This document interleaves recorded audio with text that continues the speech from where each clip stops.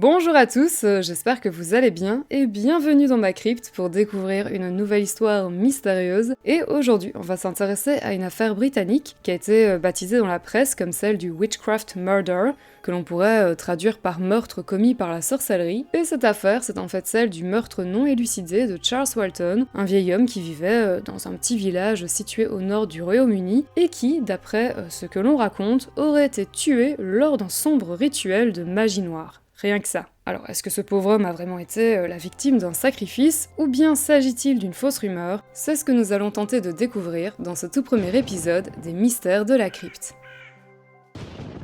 Notre histoire se déroule en 1945 dans le petit village de Lower Quinton, situé dans le comté de Warwickshire, au Royaume-Uni. Charles Walton est un fermier âgé de 75 ans qui a toujours vécu dans ce village assez paisible, et même si le vieil homme est veuf depuis de nombreuses années, depuis 1927 pour être précis, il ne vit pas seul puisqu'il partage ce joli cottage avec sa nièce et fille adoptive qui se nomme Edith et qui est âgée de 33 ans. Pour subvenir à leurs besoins, Edith elle travaille comme ouvrière au sein d'une entreprise qui a été relocalisée à Lower Quinton à cause de la Seconde Guerre mondiale, tandis que Charles, vu son âge et vu qu'il souffre de rhumatisme, il ne travaille que quelques jours par semaine dans une ferme située non loin de chez lui et qui appartient à une famille qui s'appelle Potter, oui, comme le célèbre sorcier, et non, ce n'est pas la raison pour laquelle on raconte que cette affaire aurait un lien avec la sorcellerie, même si j'avoue que c'est une étrange coïncidence. Mais bref, Charles est donc employé par la famille Potter pour faire des petits travaux par-ci par-là dans leur ferme, et le 14 février 1945, jour de la Saint-Valentin, le job de Charles consiste à tailler des haies qui se trouvent à côté de champs. Afin de l'aider dans sa tâche, Charles est muni de deux outils, une fourche et une serpe, et si vous ne savez pas ce qu'est une serpe, c'est un outil qui sert à couper des trucs. Bon, ça sert aussi accessoirement à tuer des gens, mais ça, on le verra dans quelques instants. Cette journée du 14 février se déroule donc a priori comme n'importe quelle autre journée, et puis vers 18h, lorsqu'Edith rentre chez elle, elle constate avec inquiétude que son oncle n'est pas à la maison. Ce n'est vraiment, mais vraiment pas dans les habitudes de Charles de ne pas rentrer directement chez lui après sa journée de travail, et le premier scénario catastrophe qui vient à l'esprit d'Edith, c'est que son oncle a dû faire une mauvaise chute en revenant du boulot. Elle part donc avertir son voisin qui se nomme Harry Beasley, et ensemble ils refont le même trajet que celui emprunté par Charles pour se rendre à la ferme de la famille Potter, et arrivés sur place, ils préviennent Alfred, le patron de Charles, qui leur annonce que la dernière fois qu'il a vu son employé, c'était sur le temps de midi. Ils se dirigent alors tous les trois vers l'endroit où Charles a été aperçu par Alfred Potter, c'est-à-dire le même endroit où il est en train de tailler les haies, et c'est malheureusement là qu'ils vont découvrir le corps sans vie du pauvre homme. Alors Charles s'est retrouvé allongé sur son côté gauche, et son corps est couvert de tout un tas de blessures. Il a d'abord été frappé à plusieurs reprises avec sa propre canne. Il a ensuite reçu plusieurs coups de serpe, notamment au niveau de sa gorge, ce qui a fait perdre énormément de sang, et enfin, pour être certain qu'il ne s'en sorte pas vivant, le tueur lui a transpercé le visage avec sa fourche. En plus des blessures que je viens de vous citer, le vieil homme a également des traces de coupures sur le dos de sa main gauche, ainsi que des hématomes sur le dos de sa main droite et sur son avant-bras, qui montrent qu'il a tenté en vain de se protéger durant cette violente agression. Et pour finir, détail un peu curieux, son pantalon est retrouvé déboutonné, suggérant que l'homme était peut-être en train de se soulager lorsqu'il a été attaqué. Sa chemise est, elle aussi, retrouvée déboutonnée, laissant penser cette fois que le tueur a peut-être fouillé le corps du pauvre homme à la recherche d'argent ou d'objets précieux. Le corps de Charles n'est donc pas, comme vous l'aurez compris, dans un très bel état au moment de sa découverte, ce qui va profondément choquer Edith, à tel point qu'Harry Beasley décide de l'éloigner de la scène de crime, et en attendant l'arrivée de la police sur les lieux, Alfred Potter reste seul aux côtés de la dépouille de Charles, et ce petit détail aura son importance dans la suite de notre histoire. Le premier policier arrivé sur place est Michael Lomensny, et c'est lui qui va recueillir les premières dépositions des différents témoins. Il va notamment s'entretenir avec Alfred Potter, qui va lui dire que la dernière fois qu'il a aperçu Charles vivant, c'était vers 12h15, lorsqu'il est allé nourrir son bétail. Et donc, ce Alfred Potter semble être la dernière personne à avoir aperçu Charles avant qu'il ne soit brutalement tué, puisque d'après le médecin légiste, le vieil homme serait mort entre 13 et 14 heures.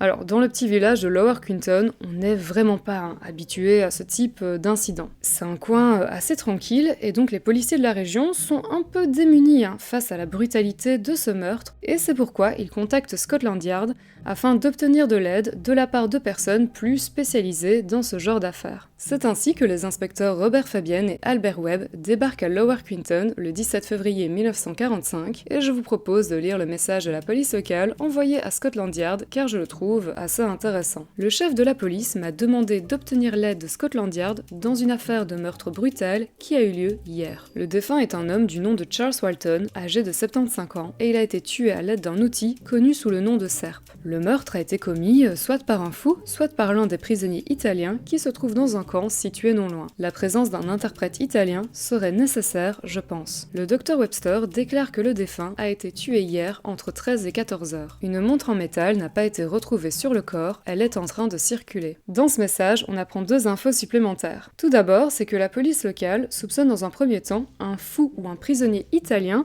d'être l'auteur de ce crime, et ensuite, deuxième info, c'est que la montre de Charles Walton a disparu. Alors, en effet, en 1945, il y avait bien un camp de prisonniers italiens situé à Long Marston, donc pas très loin de l'endroit où le crime a été commis, et même s'ils avaient le statut de prisonniers, ces hommes pouvaient, malgré tout, sortir du camp et se promener assez librement dans les environs. Donc oui, ça pourrait être une piste plausible, mais je me dis quand même que lorsque tu es prisonnier dans un pays étranger, en général, t'essaies de pas trop te faire remarquer par les autorités locales, et donc ce ne serait vraiment pas malin de la part d'un prisonnier italien d'aller massacrer un vieil homme anglais, tout ça pour récupérer une montre à gousset. Bon, de toute façon, c'est une piste qui va être assez vite écartée par les 2 inspecteurs de Scotland Yard, qui préfèrent s'intéresser à un suspect bien plus crédible dans cette affaire, qui n'est autre qu'Alfred Potter, le patron de Charles.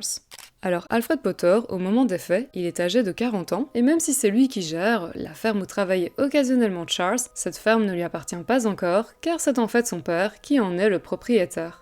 Comme je vous l'ai dit, le jour du meurtre, donc le 14 février, Alfred Potter raconte au policier Michael Lomensny qu'il a aperçu Charles Walton pour la dernière fois vers 12h15. Quelques jours plus tard, Alfred réexplique son emploi du temps, cette fois-ci à l'inspecteur Robert Fabian, et il rajoute dans sa déposition qu'après avoir aperçu Charles au loin en train de tailler les haies, il est rentré chez lui, et puis, peu avant 13h, il est reparti pour aider un de ses employés du nom de Charles Batchelor. Bon, jusque-là, rien d'étrange, me direz-vous, et puis, le comportement d'Alfred Potter va devenir un petit peu suspect lorsque le policier Lomensny va lui faire un petit update sur les avancées de l'affaire, et lui raconter que les enquêteurs sont en train de chercher d'éventuelles empreintes sur les 2 outils qui ont servi d'armes pour tuer ce pauvre Charles. D'après Michael Lomensny, Alfred Potter se serait décomposé suite à cette annonce avant de lui avouer qu'il avait touché aux armes du crime lorsqu'il avait découvert le corps de la victime. On ne touche pas! L'inspecteur Robert Fabian va trouver ça un tantinet suspect, qu'Alfred Potter n'ait pas raconté ça plus tôt à la police, car c'est quand même un élément assez important pour l'enquête, mais surtout, le plus bizarre, c'est qu'Harry Beasley, qui était également présent lors de la découverte du corps, n'a pas vu Alfred toucher la dépouille, et donc cela voudrait dire que celui-ci aurait attendu d'être seul pour s'approcher du corps de Charles et le manipuler pour faire on ne sait quoi, parce que c'était évident qu'à ce moment-là, Charles avait malheureusement succombé à ses blessures, et donc il n'y avait aucune raison d'aller foutre ses gros doigts sur la scène de crime. À moins, bien entendu, qu'Alfred Potter ait eu une autre occasion de toucher aux armes du crime, peut-être pendant le meurtre. Un autre élément qui ne va pas jouer en faveur d'Alfred Potter, c'est son emploi du temps le jour de la mort de Charles. En fait, il va donner plusieurs versions du déroulement de sa journée du 14 février, comme s'il cherchait à tout prix à prouver aux inspecteurs qu'il ne se trouvait pas à proximité de Charles au moment des faits. Alors, son épouse va confirmer aux 2 inspecteurs qu'Alfred est bien rentré chez lui ce jour-là sur le temps de midi, mais bon, vu qu'il s'agit du témoignage de sa femme, on peut se demander si elle a vraiment raconté la vérité, ou si elle a tout simplement cherché à protéger son mari. Les 2 inspecteurs vont également réclamer les vêtements qu'Alfred Potter portait le jour de la mort de Charles afin de les envoyer dans un labo pour y être analysés. Sur son pantalon, 2 taches ressemblant à du sang vont attirer l'attention du docteur James Webster, le même médecin légiste qui a examiné le corps de la victime, mais malheureusement ces analyses ne donneront rien car le pantalon avait été trop bien nettoyé, et donc le docteur Webster ne put déterminer s'il s'agissait de sang humain ou animal. Alors normalement, avoir du sang sur soi, qu'il provienne d'un animal ou d'un humain, c'est très bizarre. Si tu croises quelqu'un dans la rue couvert de sang et que la personne te sort « Ah mais t'en fais pas, c'est juste le sang de mon chien », Non, ça va pas du tout te rassurer, bien au contraire. Mais dans ce cas-ci, il ne faut pas oublier qu'Alfred Potter était fermier, et donc c'est tout à fait possible que ces taches proviennent d'un animal qu'il aurait abattu. De plus, si Alfred Potter est vraiment le coupable, quel est son mobile? Pourquoi aurait-il massacré avec une telle violence son employé âgé de 75 ans? Eh ben, les inspecteurs Robert Fabienne et Albert Webb n'ont jamais trouvé le véritable mobile de ce crime, mais ils ont cependant émis l'hypothèse que si Alfred Potter avait tué Charles Walton, c'était sans doute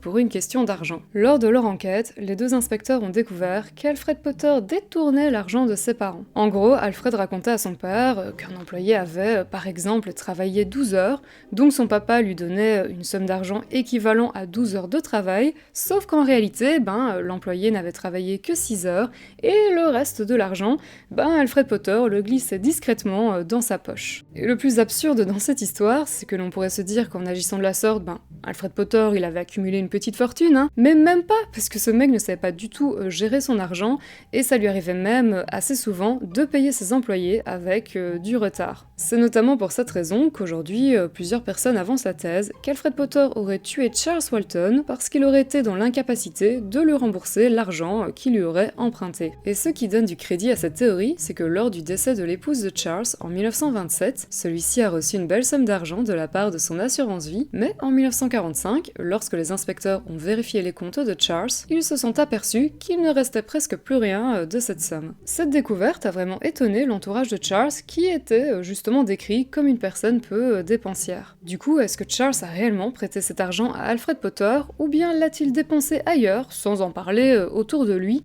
Une fois de plus, nous n'avons malheureusement pas la réponse. Alors, en introduction, je vous ai parlé de magie noire, de sorcellerie ou encore de sacrifice, et tout ceci débarque dans notre affaire le 2 septembre 1950 avec cet article publié dans le Birmingham Gazette. Cet article, c'est en fait une interview d'une célèbre égyptologue et anthropologue qui s'appelle Margaret Murray, et dans cette interview, cette dame nous explique que le pauvre Charles Walton a été victime d'un sacrifice car, selon la croyance, si la vie est enlevée à la terre par l'agriculture, elle doit être remplacée par un sacrifice de sang. Alors Lower Quinton, comme énormément de villes et de villages au Royaume-Uni, est gorgé de mythes et de légendes, mais de là à dire que les habitants y pratiquent des sacrifices humains, c'est un peu tiré par les cheveux, surtout que cette théorie n'est basée sur aucun élément concret, mais elle va malgré tout avoir un impact considérable sur cette affaire, puisqu'elle va lancer cette rumeur populaire selon laquelle le meurtre de Charles Walton aurait été commis lors d'un sombre rituel païen. Les gens vont alors commencer à propager des fake news sur ce meurtre en racontant par exemple que le corps de Charles aurait été retrouvé avec une croix gravée sur la poitrine. Alors le rapport d'autopsie réalisé en 1945 n'évoque aucune croix présente sur le corps de la victime, et pourtant encore aujourd'hui on peut retrouver cette info dans plusieurs articles consacrés à cette histoire. On raconte également que dans les années 60, on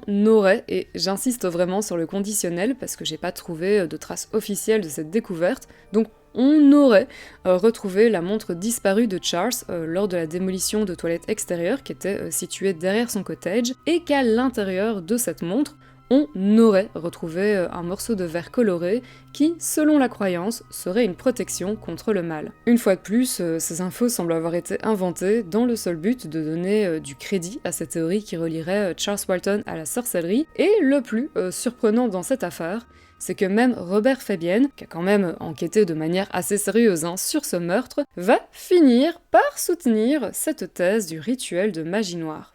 En fait, lorsqu'en 1970, il sort ses mémoires dans un livre intitulé The Anatomy of Crime, il écrit dans un chapitre consacré à l'affaire que le meurtre de Charles Walton était de toute évidence le point culminant d'un rite païen. En gros, pour caricaturer son propos, ce monsieur nous explique qu'il existe des personnes qui pratiquent la magie noire, et que ce n'est vraiment pas quelque chose de bien, puisque Charles Walton est mort à cause de ces personnes lors d'un sombre rituel. Ok, mais est-ce qu'on pourrait avoir des preuves concrètes de tout ça, s'il vous plaît?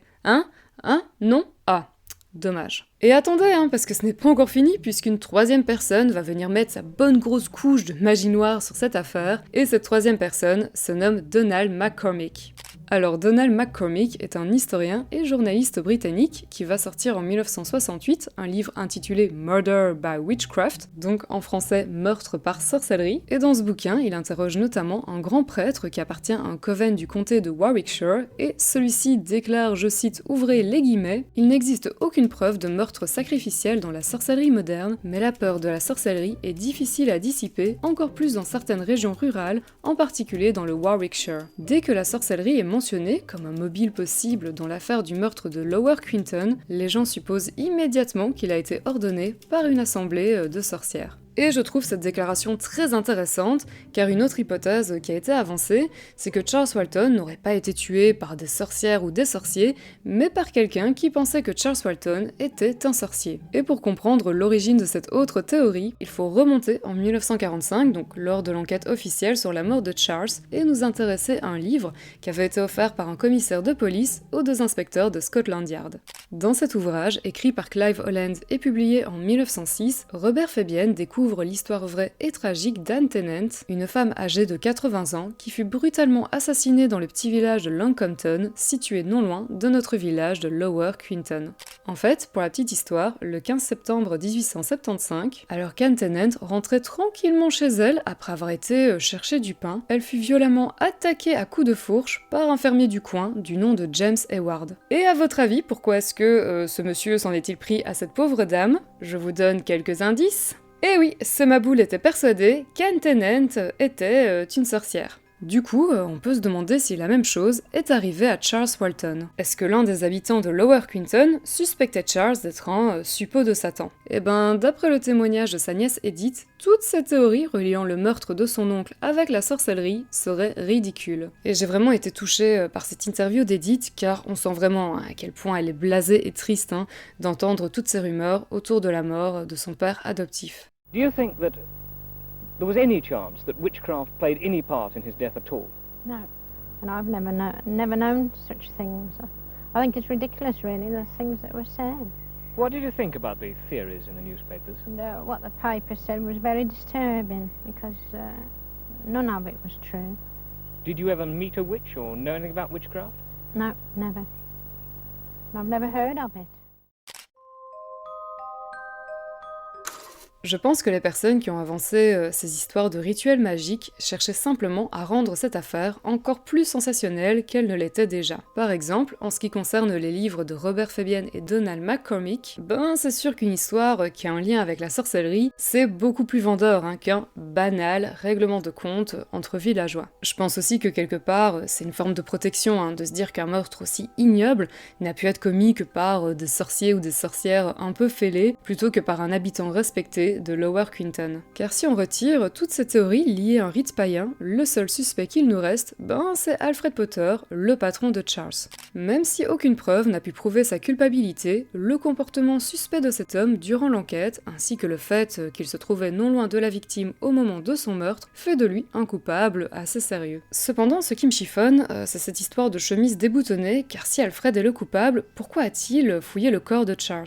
Pour lui voler sa montre à gousset, ça me paraît un peu bizarre, mais on peut émettre l'hypothèse que Charles possédait peut-être sur lui la preuve écrite qu'il avait prêté de l'argent à Alfred. Mais bon, si ça se trouve, on se trompe complètement et Alfred est innocent, car il pourrait aussi s'agir de l'œuvre d'un voleur sadique ou d'un détraqué sexuel qui aurait été de passage dans ce village, et cela expliquerait pourquoi le tueur n'a pas apporté d'armes sur le lieu du crime et qu'il se soit à la place servi des outils de Charles pour le zigouiller. D'ailleurs, n'hésitez pas à me dire en commentaire vos éventuelles théories sur cette affaire, et n'oublions jamais Charles Walton, qui ne méritait absolument pas de mourir dans des conditions aussi atroces. Un tout grand merci d'avoir visionné cette vidéo, n'hésitez pas à vous abonner pour soutenir la chaîne et à me dire en commentaire quelles histoires mystérieuses vous aimeriez découvrir ou redécouvrir. Prenez bien soin de vous et je vous dis à très bientôt, ciao!